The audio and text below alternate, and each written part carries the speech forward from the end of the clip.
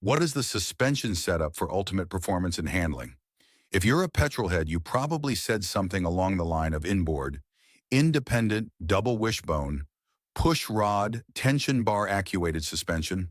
Well, saying this wouldn't necessarily be wrong, but then today we will be discussing a suspension setup that offers the best handling on the track and is also good for the road active suspension.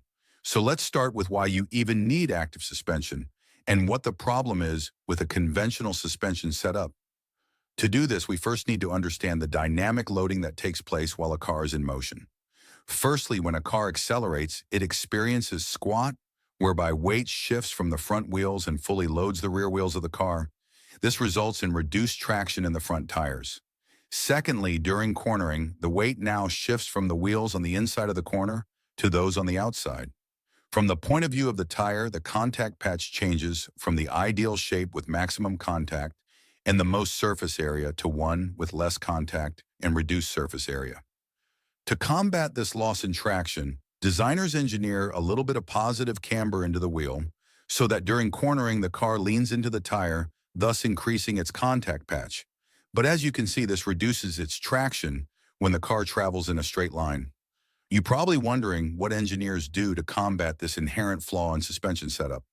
Well, there really isn't that much they can do. Performance cars are designed in such a way that they can find a good middle ground between having enough grip during cornering and not lose too much grip in the straights.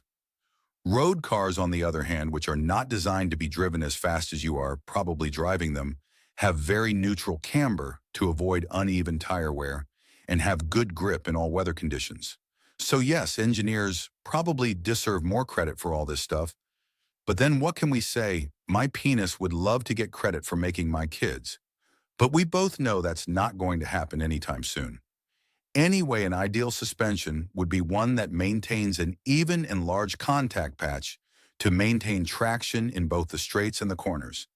This can be achieved by maintaining a near perfectly flat ride height that stays level during cornering and acceleration, when the car leans, dives, squats, and during heave.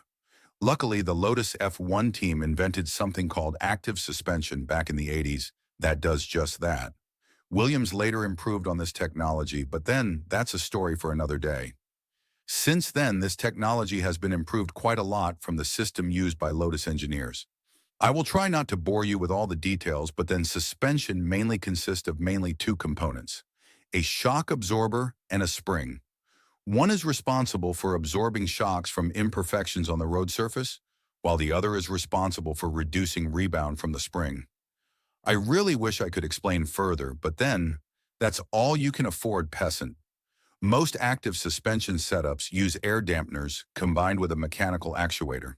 This allows the suspension to absorb each shock from the road according to its severity.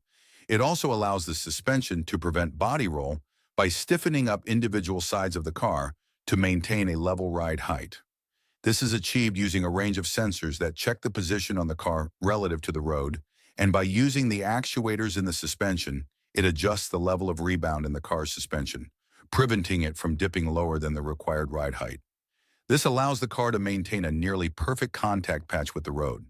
This in turn helps to improve the handling of the car, which can overall help to achieve higher speeds. Well, that's enough information for one video. I really hope you learned something from this. And if you're still watching, it probably means you enjoy this kind of content. So please subscribe. It won't take much from you. Just click on button.